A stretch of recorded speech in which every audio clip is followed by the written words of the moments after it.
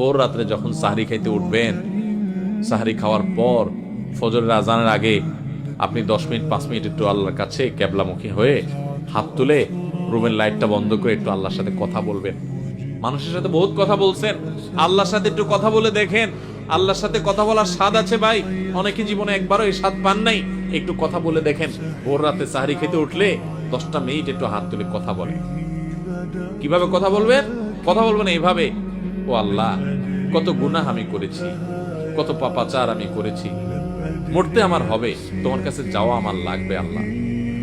শয়তানের প্ররোচনা করেছি, এই রমজান মাস তুমি কত মানুষকে মাফ করে দাও। নবী করিম সাল্লাল্লাহু আলাইহি ওয়াসাল্লাম বলেছেন, ওয়ালিল্লাহি উতাকাউ মিনান নার ওয়া যালিকা ফি কুল্লি লাইলা। রমজানের প্রত্যেক রাতে আল্লাহ তাআলা অনেক মানুষকে সাধারণ ক্ষমা ঘোষণা করে দেন, যে যাও অমুক অমুক অমুক অমুক, যাও তোমাদেরকে মাফ করে দেওয়া হলো, জাহান্নাম থেকে মুক্ত ঘোষণা করে দেওয়া হলো। আল্লাহ কত মানুষকে আপনি সাধারণ ক্ষমা করে দিবেন। আল্লাহ আপনার সাধারণ ক্ষমা পাওয়ার জন্য কোনো যোগ্যতার দরকার হয় না, আপনি চাইলে যাকে তাকে মাফ করে দিতে পারেন। দুনিয়ার প্রেসিডেন্ট প্রধানমন্ত্রী চাইলে একটা দেশের যাকে তাকে যা খুশি তা দিয়ে দিতে পারে।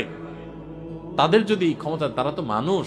আল্লাহ আপনি তো মহান সৃষ্টিকর্তা, আপনি তো চাইলে আমার সব অপরাধগুলো মাফ করে আমাকে ফেরেশতা বানায় ফেলতে পারেন, পারেন না আল্লাহ? তো আল্লাহ আপনি আমাকে মাফ করে দেন, এটা আল্লাহর সাথে কথা বলবেন।